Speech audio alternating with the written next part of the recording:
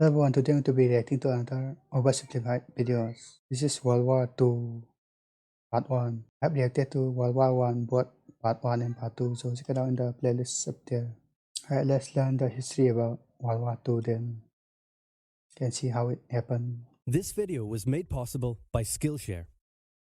Churchill was a man with many talents. He was an artist, a butterfly enthusiast, and he had an unpublished manuscript about aliens. Clearly, he was a man with an insatiable thirst for knowledge. Maybe he could have loaded up his computer and logged onto Skillshare. Is that a papaya?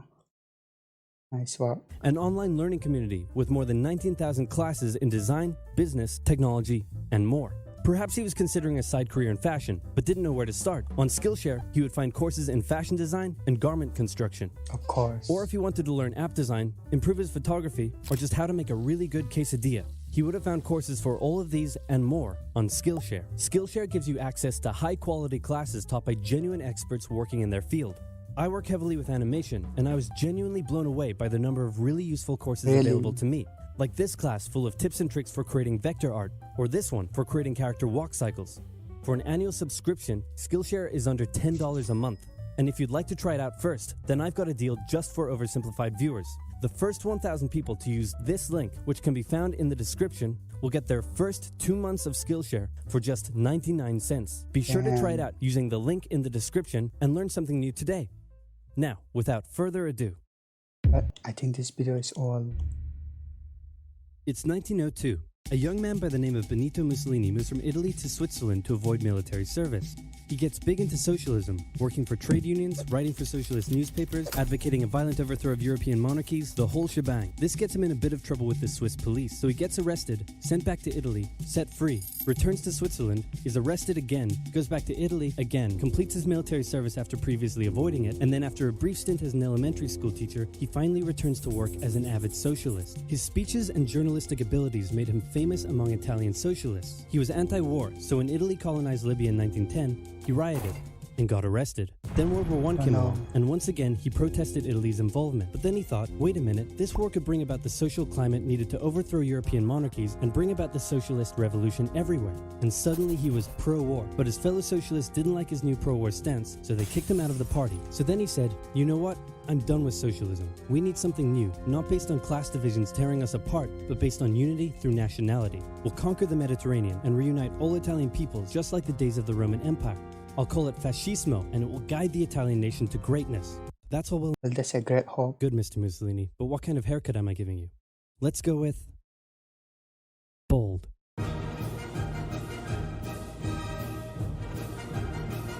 Can we go for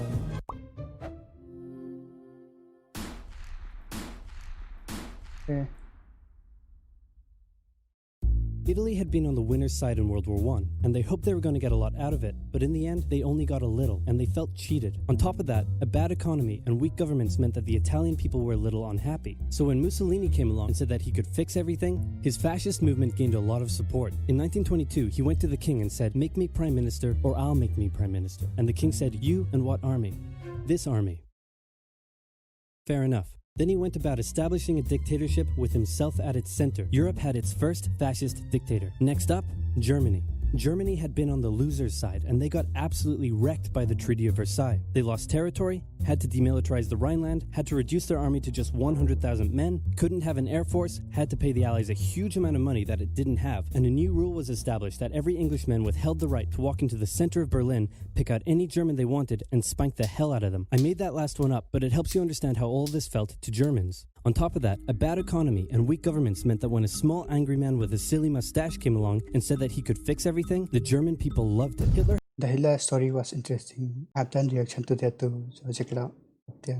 Been a soldier during World War I, and he was crazy patriotic, and nobody was madder than him about Germany's humiliation. He helped start a new political party, and in 1923 attempted a march on Munich with his boys. And then he got arrested. But his popularity grew, and in 1933, the president made him chancellor. He believed he was Germany's great destined savior, and he went full megalomaniac, establishing a dictatorship with himself at its center. Europe had fascist dictator number 2. Hitler and Mussolini had a lot of the same ideas, but more importantly, they had the same enemies, and they started to get along. Anyone else want to be friends? Franco? No? You good? I do. Who's that? It's Japan, and they've taken over northern China. Let's rewind a bit. Japan had isolated itself from the rest of the world for over 200 years. United States really destroyed the Japan. Till the Americans showed up and said, you're going to trade with us and you're going to like it. Then the Western powers imposed a bunch of unequal treaties, meaning Japan's economy was bust. They also had no natural resources, so they decided to go get some. They went to war with China to gain a sphere of influence over Korea, and they took a bunch of China's stuff. But then the West said, hey, cut that out. And since Japan couldn't take on the West, they said, okay, I guess we'll just go home. Wait a minute, what are you doing? Taking advantage of a weakened China and setting up spheres of influence. But I was the one who weakened them. We know. And you guys didn't let me have anything. We know. That seems unfair. We don't think so.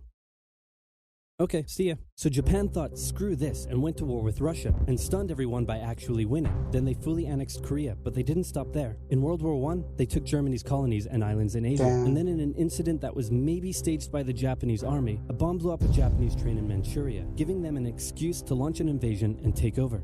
So here's the So Japan became popular in invading countries. situation. Nazi Germany, Fascist Italy, and Japan all believe they're racially superior, all feel hostility towards the Allies, and all want to militarize and take over more stuff. And so they did. Let's start with Germany. Hitler hated the Treaty of Versailles, and now he was ready to begin undoing it. In complete violation of the treaty, the first Luftwaffe squadrons were set up, conscription was introduced, and he pimped up his army. The Allies did nothing. Then Hitler sent his army back into the demilitarized Rhineland, giving orders to immediately retreat if the Allies showed up. The Allies did nothing. With his military re-strengthened, he could now move on to step 2. He wanted to rapidly increase the Aryan population, and to do so, he needed Lebensraum, or in other words, he would have to take over the world. But for now, a good portion of Europe would do, and he began eyeing up his neighbors. The Allies finally started to get worried, so they implemented a fairly useless diplomatic strategy called appeasement, and it went a little something like this. Hitler would say, I want that thing, and the Allies would say, you can't have that thing. Okay, you can have that thing, but no more. I want that thing. And repeat. In 1938, Hitler's army marched into Austria and just took it, with no resistance. Boom, this is Germany now. Next, he demanded to be given the Sudetenland, an area of Czechoslovakia with many ethnic Germans. The Allies held a meeting with Hitler in Munich and said, look, we're going to give you what... Hang on, this meeting is about my territory. Shouldn't I come to the meeting too? Anyway, we're going to give you what you want. Really? Yeah. Just like that? Yep. What's the catch? Just sign this piece of paper promising you won't invade the rest of Czechoslovakia.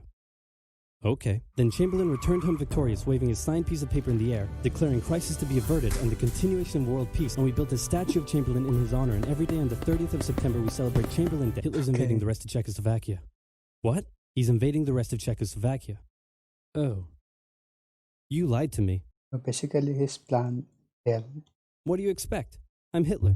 Not to be outdone, Mussolini also wanted to get in on the action. He thought to himself, isn't there a not yet colonized nation somewhere which is so underdeveloped that the people would be defending themselves against our tanks with literal bows and arrows and wooden spears? Oh, there is? Fantastic. And so he took it. Italy also wanted to control the entrance to the Adriatic Sea, so they occupied Albania. Then, in another incident which was maybe staged by the Japanese, gunfire was exchanged by Japanese and Chinese troops at the Marco Polo Bridge, and the Japanese launched yet another invasion against China. They swept through Beijing and Shanghai, and then advanced through the Yangtze Valley to China's then capital, Nanking. It was here that saw the worst of Japan's shocking atrocities committed against the Chinese people. Back in Europe, Germany and Italy made their relationship status official by signing the Pact of Steel. Then, Hitler turned his eyes towards Poland and the hated Polish corridor, splitting Germany in two. At this point, the Allies really had to put their foot down, and they warned him that an invasion of Poland would mean war. Hitler had planned to continue his advance eastward, but he didn't want to end up fighting a war on two fronts. So for now, he made an alliance with Stalin, saying, how about we both invade Poland and split it between the two of us, and I definitely won't not refrain from not betraying you sometime in the future. Of course. Sounds good. This new alliance stunned the West. On the 1st of September 1939, German troops entered Poland, and Britain and France declared war on Germany. Uh-oh. The Poles fought hard, but they were no match for the two giants crashing down on them from either side. Then came a period known as the Phony War, where everyone just sort of sat around not doing much. The French had launched a small invasion into the Saarland, but they maintained mostly defensive positions, and after a while decided to just turn around and call it a day. Speaking of France, the French were still super proud of their victory in World War I, and they hadn't really moved on from it. They still used horses, they dispatched messages by motorbike instead of using radio, orders from the commander-in-chief were usually pretty vague, and the troops were rarely inspected. They built a line of defenses along their German border, but didn't bother extending it all the way to the Channel, and they wouldn't launch artillery strikes against Germany out of fear of being retaliated against. In a war, they didn't want to attack the enemy. And at first the UK wasn't much better. Chamberlain still naively hoped that the war could be ended diplomatically. Instead of bombing raids, the RAF dropped propaganda leaflets over German cities, which one air marshal said likely did nothing but provide the continent with toilet paper for the duration of the war. They also only sent 200,000 men to France, while the French had mobilized millions. Both Britain and France wanted to avoid a repeat of the First World War, and so they wanted to keep the war as far from home as possible. So they turned their eyes north, towards Norway. Neutral Sweden was exporting iron ore to Germany through neutral Norway, so the Allies asked them if they could please stop exporting iron ore to Germany, but this request was refused. Then, the Soviet Union attacked Finland, so the Allies said, how about we land troops in Norway and move them across Sweden to go help out your good pal Finland, and along the way maybe take control of all your airfields. But Norway and Sweden still said no. So the UK mined the waters around Norway to force any transport ships into international waters, and they also attacked a German tanker they found in the area. Hitler realized what the Allies were up to, and he quickly moved to secure his supply of iron ore. He launched an invasion through Denmark into Norway. The Allies rushed to land troops at key ports along the coast, but Germany had taken control of Norway's airfield, and their air superiority decided the fight. The Allies had to retreat. After this slightly embarrassing failure, Chamberlain resigned and was replaced with Winston Churchill, who had a slightly different approach to dealing with the Germans. Hitler's overall strategy was similar to Germany's First World War strategy. Attack France, defeat France, knocking out the UK in the process, then turn on the Soviet Union and win the war. During the phony war, the Allies had given Hitler time to prepare his forces. Now, he was ready to attack. The Allies had wanted to place troops in Belgium, but Belgium had refused, and in a move that surprised pretty much no one, Hitler launched an invasion to get around France's defenses. The Allies charged into Belgium at full speed to meet the German invasion head-on, and it looked like a repeat of the First World War was coming. But this time, Hitler had a trick up his sleeve. Blitzkrieg. As the Germans advanced, they sent thousands of refugees westward, slowing down the Allies. Then, to the south, the French had left the Ardennes, an area full of hills and forests, pretty underdefended because they thought it was naturally impenetrable. Well, the Germans were about to penetrate it with everything they had. They smashed 50 Wehrmacht divisions through and encircled the Allied armies at lightning speed. The best of the Allied forces were now trapped. The Germans squeezed in from all sides, taking out France's best armies and nearly wiping out the British too. But they managed to make a desperate last-minute escape at Dunkirk, with British civilian ships even making the perilous journey to bring their young men home. With most of the French forces depleted, the Germans breezed through, taking Paris, and France fell. Damn, Hitler is very scary. Germans couldn't do in World War I. Hitler had done just like that.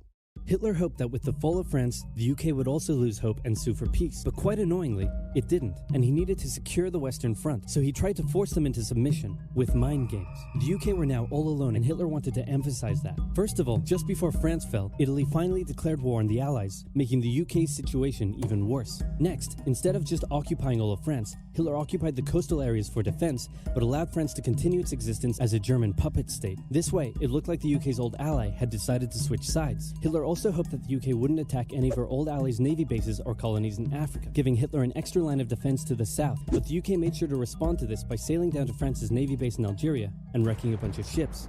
So have at it. Hitler then began laying down plans for an invasion of Great Britain. Before German troops could land on British soil, he would first need air and naval superiority across the Channel. Waves of German bombers came, while the completely outnumbered RAF worked bravely around the clock in an attempt to quell the German attacks. At first, the Luftwaffe targeted British ports and coastal facilities. Then it attacked RAF bases, crippling the RAF's ability to defend the nation. And it looked like Hitler's Great British Invasion was coming. But then, Churchill ordered a small, pretty insignificant bombing raid over Berlin. It didn't do much damage, but Hitler was furious, and he immediately ordered the Luftwaffe Good one on the Furious. to refocus its attacks on civilian targets in London. Children were sent off to the countryside away from their parents to avoid danger, and frequent trips to air raid shelters became a daily occurrence. But British morale held firm. Smiling, knitting, lounging casually, these people have balls of steel. This refocusing on London also gave the RAF breathing space to reorganize. This is where balls of steel originated from. So Hitler kind of shot himself in the foot there. Just the foot for now.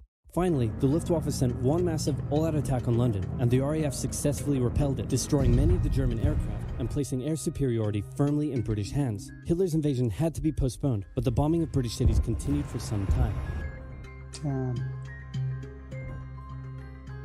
Okay.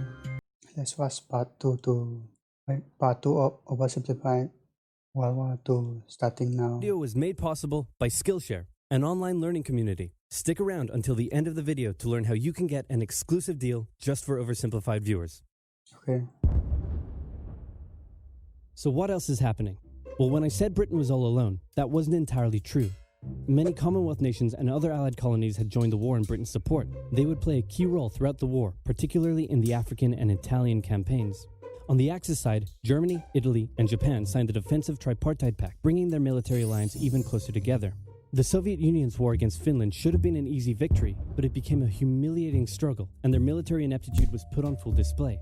In the end, they did force the Finns to sue for peace. Then, they continued their honorable campaign of pushing around much smaller countries by annexing the Baltic states and part of northern Romania. France's colonies in equatorial Africa were like, heck no, we aren't going to join the Germans, and they all pledged their allegiance to free France, except for Gabon, which had to be taken by military force. The Allies also tried to capture the strategic port of Dakar, but that ended in failure.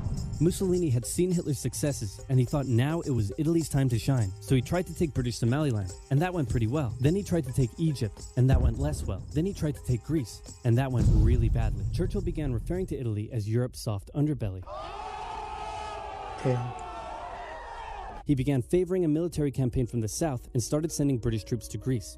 All of this had Hitler pretty concerned, and he moved to protect his southern flank. He had been getting friendly with Hungary and twisted their arm into signing the Tripartite Pact and joining the Axis powers. Romania was also eager to join for protection against the Soviet Union. The Tripartite Pact was designed to prevent any other countries from deciding to join the Allies, specifically Britain's old ally, the pesky United States of America. When war first broke out, American public opinion was strongly against joining in. In 1940, there was an election. The Republican candidate said, "I will not send any young Americans to die in Europe," and sitting President Franklin D. Roosevelt said, "I will also not send any young Americans to die in Europe.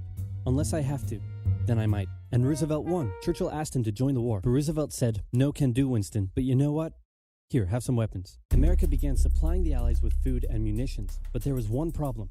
German U-boats were sinking thousands of Allied supply ships in the Atlantic, including American ones. If the Germans could sever Britain's supply line, the UK would starve. Throughout the war, the Allies had to come up with better technology to fight the U-boats. Improved radar, aircraft with longer range, better weaponry and convoy tactics. At one point, a man even called a meeting and said, "Pykrete, you take some wood, you take some ice, you put them together, you get pykrete." And then he pulled out a gun and shot some wood and it shattered. And then he shot some pykrete and the bullet ricocheted off it and hit someone else in the conference room. Then they tried to make a pykrete aircraft carrier, but that idea was scrapped because that's a really dumb idea. In the end, Alan Turing and his team of codebreakers cracked Germany's Enigma code, and the U-boats gradually became less and less of a threat. Back in Africa, Britain decided to push Italy out of Egypt. Hey, that was pretty easy, so they kept going. Hitler realized he was going to have to finally step in and do something. He went to Bulgaria and Yugoslavia and said, "Hey, I'm going to move troops through you to get to Greece, so either join us or, be invaded." Bulgaria opted to join them. Yugoslavia opted to be invaded. Then Greece finally fell to the joint German-Italian invasion. The British had moved troops from North Africa to fight in Greece, which helped Rommel and his tank divisions push the British back to Egypt, and they could have kept going, but a small, mostly Australian force held out under siege for 8 months in Tobruk, denying the Germans a strategic port city and disrupting their supply line. Despite having some success in the Middle East, the British didn't seem like any real threat for now. Hey, Soviet Union, look out!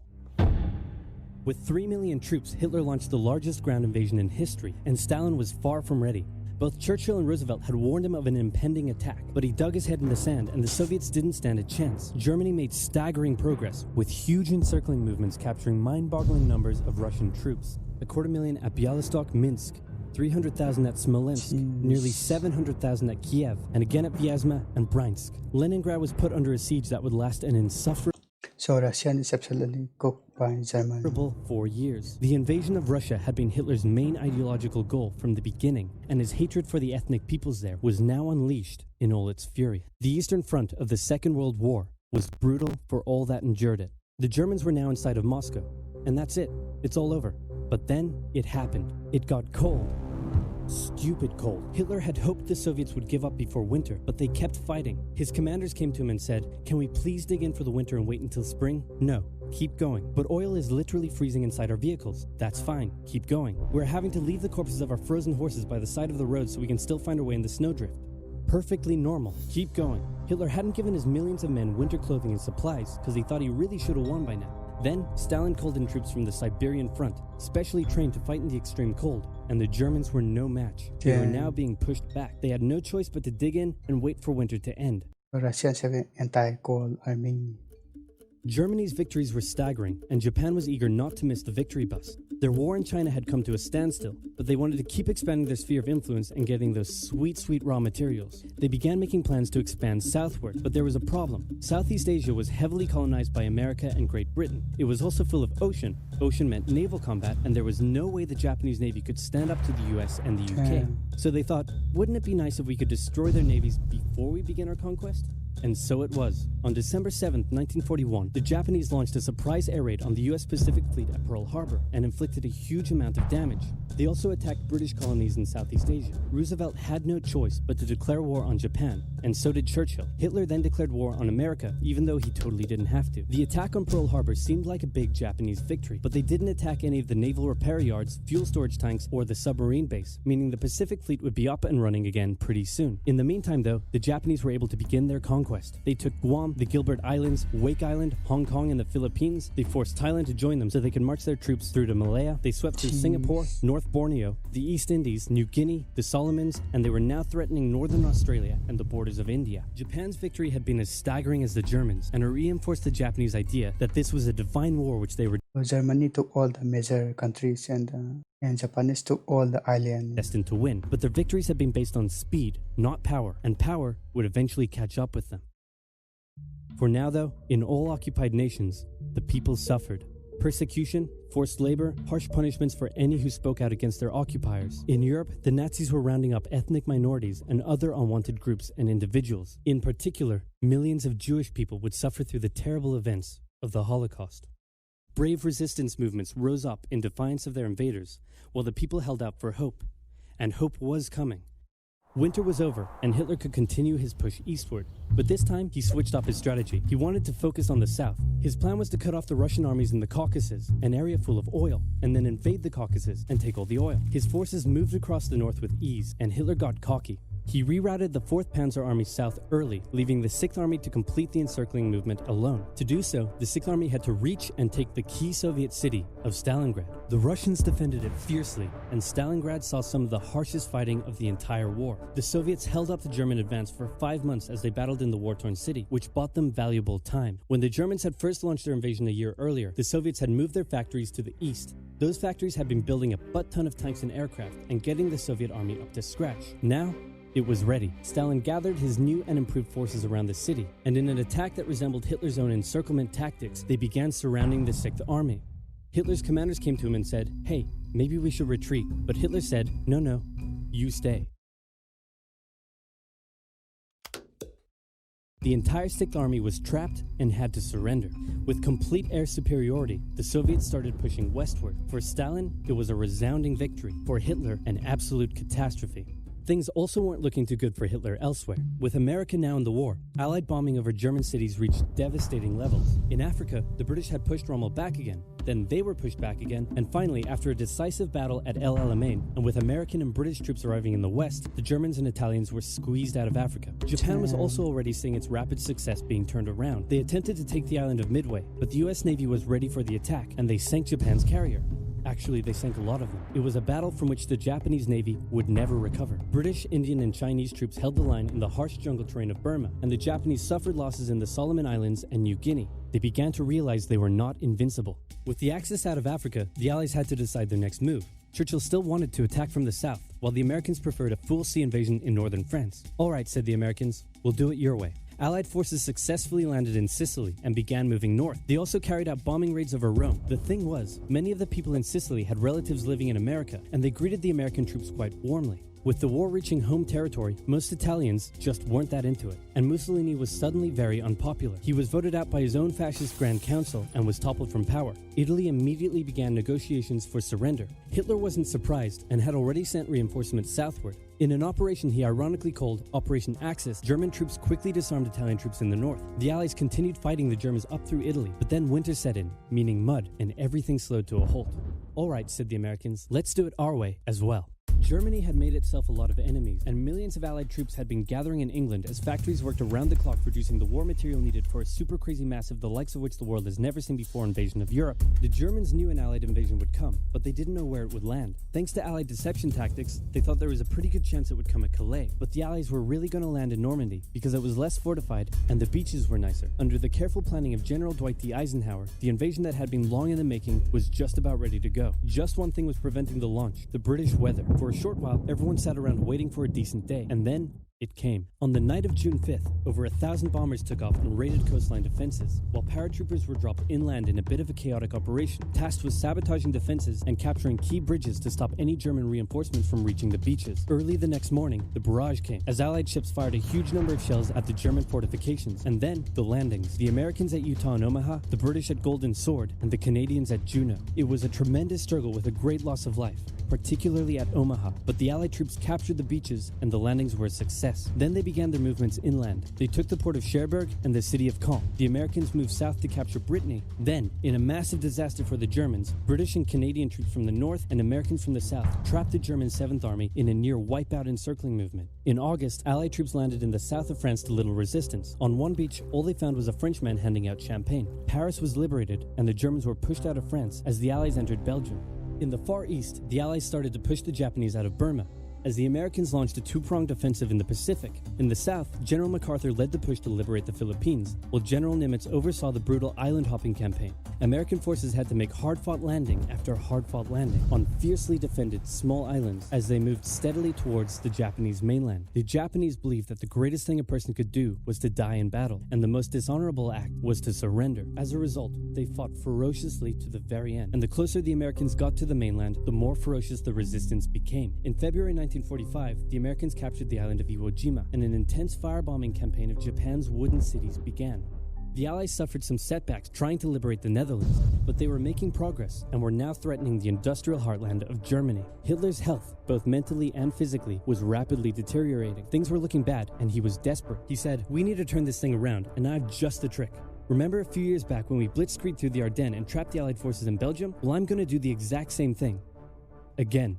He gathered his forces and tried to pound them through the Ardennes. He used up the remainder of Germany's strength and resources, and he managed to create quite a nice bulge. He also trapped some American forces in the Belgian town of Bastogne. The Germans sent the trapped Americans a message saying surrender or be annihilated. When it was read out to the commanding officer, he said, "They want to surrender? No, sir, they want us to surrender." Nuts! And that's what they sent off as their official reply. General Patton's Third Army then managed to break the siege from the southwest, and the Germans were pushed back. Hitler's last-ditch attempt had failed, and what followed was a total collapse of the German forces. The Allies pushed into Germany from both sides. The Soviet Union took Warsaw and kept pushing to Berlin. In his bunker, Hitler realized all hope was lost. Berlin fell, and with it, Hitler's dreams of a great German empire. Two of the Axis nations had been knocked out. One to go. The Americans began their assault on Okinawa, the last island before they would reach the Japanese mainland. The desperate Japanese fought hard, launching kamikaze attacks on the US ships. The citizens of Okinawa suffered through the terrible fighting, but in 2 months, the island was captured. The Allies now had to make a choice. Either continue the devastating struggle up the Japanese mainland, or they could try to coerce the Japanese into surrendering now. In July, the first successful atomic bomb test took place in New Mexico, and the destructive weapon was ready for use. America and the UK were also seeing the Soviet Union not so much liberating as occupying its captured territories, and so they wanted to put on a show of force. On August 6th, the A-bomb fell on Hiroshima. Then, on the 9th, Nagasaki.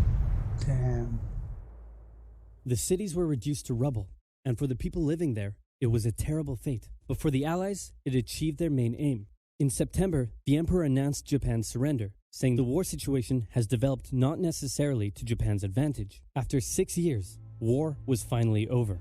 The Allies occupied Japan for 8 years. The Emperor was allowed to keep his position, but General MacArthur made sure this picture was printed in the Japanese press to display to the Japanese people that their emperor was not the divine, powerful being they had believed. Germany was divided between America, the UK, France, and the Soviet Union. In 1949, the Allied sectors were united into West Germany. The Second World War had been more terrible and destructive than the first. In its aftermath, two major superpowers with two very different ideologies had come out victorious, and the tension between the two of them would create a new kind of war. A very, very cold one. Okay. Wow, Churchill, that looks just like me. That was a really good informative videos. I've learned all about World War II in just 30 minutes. Then my entire high school. Props to the OverSimplified for making this video. It was very good. I hope this video doesn't get blocked or something. I think I'm gonna end the video there. This video is too long already. Make sure you follow me on Instagram and all, and subscribe for more upcoming OverSimplified videos. And I will see you in the next video. Bye bye.